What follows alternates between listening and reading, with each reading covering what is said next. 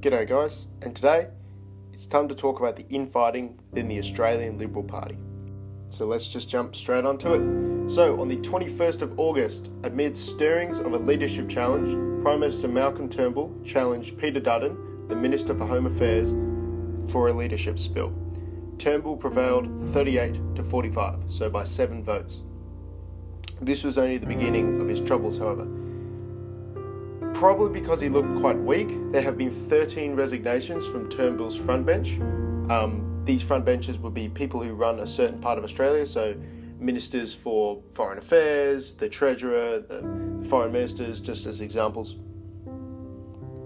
So, Malcolm Turnbull, wishing to be decisive and wanting to get this over as quickly as possible because it looks shit for the Liberal Party, has decided to call a party room meeting.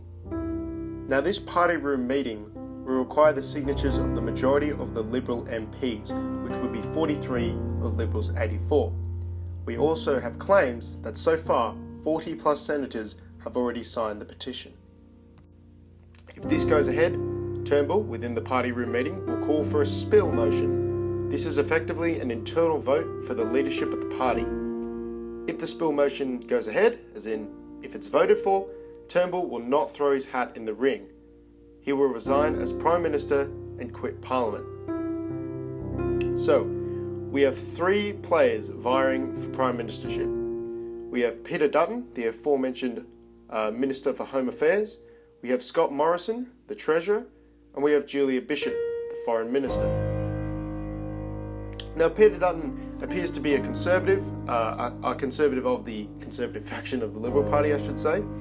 He appears to be a gay marriage high grounder, as in he doesn't support it, but he voted yes. So he's appealing to both crowds at once. He's got a foot in each pie, so to speak. He has acknowledged the African gang violence in Melbourne. Scott Morrison seems to be his claim to fame is when he was working with Tony Abbott, he helped stop the boats and all that good sort of stuff. So he's likely demonised by the far left for being a super racist or something. We have Julia Bitchute, a moderate centrist, who is actually the most popular in polling at this time. She has the infamous claiming 32 grand worth of taxpayer money on travel for her boyfriend. She also loves giving Australian taxpayer money overseas to the UN and so forth. So the leadership spill will be decided midday on the 24th. If Turnbull is out, then this will be Australia's 7th Prime Minister in 11 years and our 5th in the last 5 years. This could also potentially lead to a snap election in which Labor will steamroll the Libs, which will not be good for Australia. Now, why do I say this? Well, if we have a look here, we can see that every time there's been a leadership spill in a prime ministership, they've suffered at the polls next time.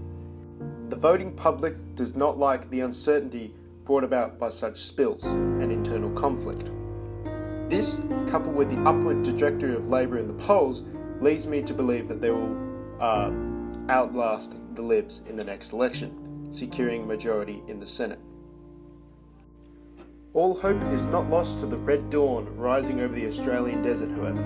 If we have a look at the primary vote, we can see consistently the independent vote, or the non-two-party vote, has been rising by about 3 to 2% every year. This is good, as it means the larger parties have to negotiate with the smaller ones to get them to cross the floor on things they want to vote for. My favourite example of this is Malcolm Turnbull and Bill Shorten having to play nice with Pauline Hanson in order to secure her 4 votes. As in everything, so in politics.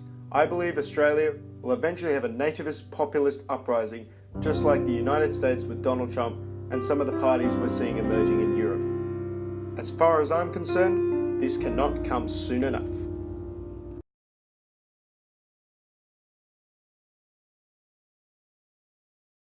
No. We need a truce. All I want is to be back in charge. Besides, who would you be without me, Prime? Time to find out.